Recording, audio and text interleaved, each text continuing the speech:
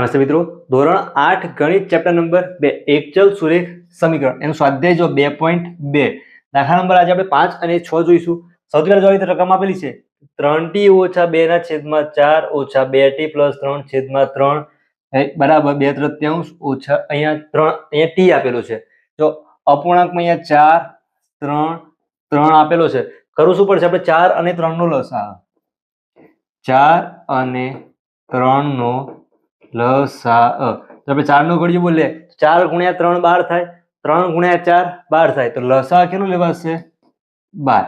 તો આ જે સમીકરણ છે સમીકરણને એટલે બંને બાજુ કેટલા વડે ગુણવું પડશે લસાઅ જે લીધું છે ને 12 વડે ગુણતા ખ્યાલ આવ્યો છે. લસાઅ લેવાનું પણ સમીકરણ છે બંને બાજુ 12 થી ગુણવાનું. અહીંયા આવી રીતે છે તો પહેલા લખાશે અહીંયા 12 કૌંસની અંદર 3t - 2 છેદમાં 4 બ્રેકેટ પૂરું. પછી ઓછા છે અહીંયા ઓછા કરી દો ફરીથી 12 થી ગુણાકાર 2t + 3 છેદમાં 3 છે બરાબર. અહીંયા જો આ બંને સંખ્યા અલગ અલગ છે 2/3 ઓછા t અહીંયા આ જે સંખ્યા આટલી આપેલી છે પૂર્ણાંકમાં આપણે આખી ભેગી લીધી બે અલગ અલગમાં. અહીંયા કેટલા થશે તો 12 × 2/3 ઓછા 12t. ખ્યાલ આવ્યો છે. આ અલગ છે આ અલગ છે માટે બંને બાજુ શું કરવું પડશે 12 12 થી અલગ અલગ ગુણવા પડશે. તો અહીંયા 4 × 3 12 થઈ જાય તો કેટલા વધશે આવી રીતે વધશે 3. એક સ્ટેપ વધારે લખીશું પણ સમજણમાં જો ભૂલ થવી જોઈએ નહીં. ઓછા 3 છે 3 ચોક 12 થાય તો અહીંયા જો -4 પહેલા લખી દો 2t + 3 બરાબર 3 છે 3 ચોક 12 4 × 2 ઓછા ત્યાં તો 12t ના 12t જ રહેશે. હવે સાદુરૂપ આપી દઈએ આ જે 3 છે એનો ગુણાકાર બ્રેકેટની અંદર જેટલી સંખ્યાઓ બધા જોડે ગુણાકાર કરવો પડશે. અહીંયા જો આખા કૌંસ જોડે ગુણાકાર છે 3 × 3 9t ઓછા 3 × 2 6 ઓછા 4 × 2t 4 × 2 કેટલા થઈ જાય 8 અહીંયા t વત્તા 4 × 3 4 × 3 કેટલા થઈ જશે 12 બરાબર 4 × 2 8 ઓછા 12t.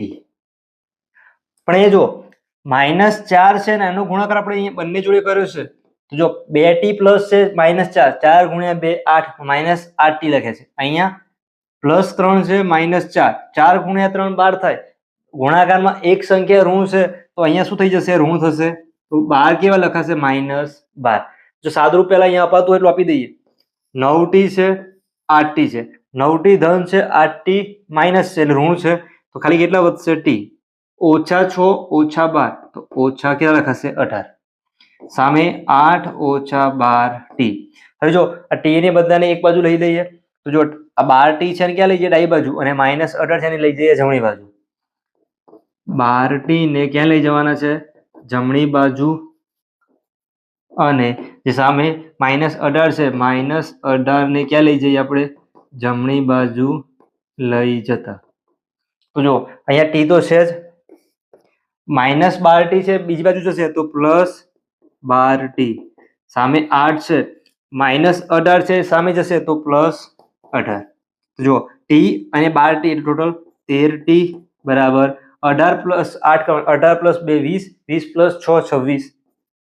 જો ડાયરેક્ટ પણ આપણે કરી શકીએ 13 ના જોડે અહીંયા t ગુણાકારમાં છે સામે મોકલેલો ભાગાકાર પરંતુ અહીંયા જો ગુણાકારમાં છે દૂર કરવો છે તો શું કરીશું બંને બાજુ 13 વડે જો અહીંયા ગુણાકારમાં દૂર કરવો છે કરવાનું શું ભાગાકાર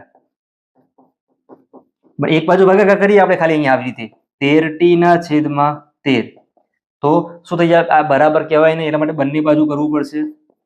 તો શું વધશે શું અહીંયા જે આપણે t છે અહીંયા જો 13 13 કટ થઈ ગયા તો t બાકી રહેશે 13 × 2 26 તો t બરાબર 2. ખ્યાલ આવ્યો છે. તો આ શું કહેવાય એનો ઉકેલ. આગળ એવી જ રીતે દાખલા નંબર જો આગળ 6 આપેલો છે m - m - 1/2 બરાબર 1 ઓછા m - 2/3. આમાં પણ સેમ એવી રીતે લસાઅ લેવો પડશે. અહીંયા અપૂર્ણાંકમાં 2 અને 3 છે લસાઅ કેટલો થશે 2 અને 3 નો 6 થશે. શું લેવું પડશે 2 અને 3 નો લસાઅ બરાબર અહીંયા જો 6 લેવાશે લસાઅ તો જે સમીકરણ છે સમીકરણને બંને બાજુ કેટલા વડે ગુણવા પડશે? 6 વડે ગુણતા. ખ્યાલ આવ્યો છે? તો આવી રીતે કરીશું. જો આ m અલગ છે તો પહેલા કેટલા થશે? 6m ઓછા 6. એ જો 6 થી ડાયરેક્ટ કરીએ m ઓછા 1/2 આવી રીતે લખાશે, બરાબર. 1 છે તો 6 ગુણ્યા 1 ઓછા 6 બ્રેકેટની અંદર m ઓછા 2/3. ખ્યાલ આવ્યો શું કર્યું? એ છેદમાં 2 અને 3 હતા તો લસા લઈ લીધું 2 અને 3 નો 6. બધી બાજુ જે બંને બાજુ 6 થી ગુણાકાર કર્યો. m અહીંયા અલગ છે તો 6m. આના માટે અલગથી કૌંસ બનાવી દીધું. તો 2 ગુણ્યા 3 6. અહીંયા જો 3 ગુણ્યા 2 6. જો અહીંયા લખીએ 6m ઓછા 3 નો ગુણાકાર m જોડે એટલે કે 3m -3 ગુણ્યા -1 તો +3. 6 ગુણ્યા 1 6 ઓછા 2 ગુણ્યા m કરીએ તો 2m -2 ગુણ્યા -2 તો +2 ગુણ્યા 2 4. બંને ગુણાકારમાં બંને સંખ્યા ઋણ હોય જવાબ શું થઈ જાય? ધન. જો અહીંયા કઈ સાદુરૂપ આનું અપાય છે 6m - 3m કેટલા વધશે? 3m +3. એ જો 6 છે ધન, 4 ધન છે તો -2m + 10. હવે કરીએ શું? -2m છે ને બરાબરની ડાબી બાજુ લઈ જઈએ, સંખ્યાની લઈ જઈએ જમણી બાજુ. અહીંયા લખીશું -2m ને આપણે ક્યાં લઈ જઈએ? ડાબી બાજુ. અને સંખ્યામાં કેટલા છે? અહીંયા ખાલી 3 આપેલા છે અને 3 છે, 3 ને જમણી બાજુ લઈ જતા. ખ્યાલ આવ્યો છે? તો જો અહીંયા આજે 3m ના 3m -2m છે, સામે જાય તો શું થાય? +2m. સામે 10 ધન હતા, અહીંયા 3 છે સામે જશે તો -3. 5m બરાબર 10 - 3 7. હવે જો m ની કિંમત આપણે શોધવાની છે.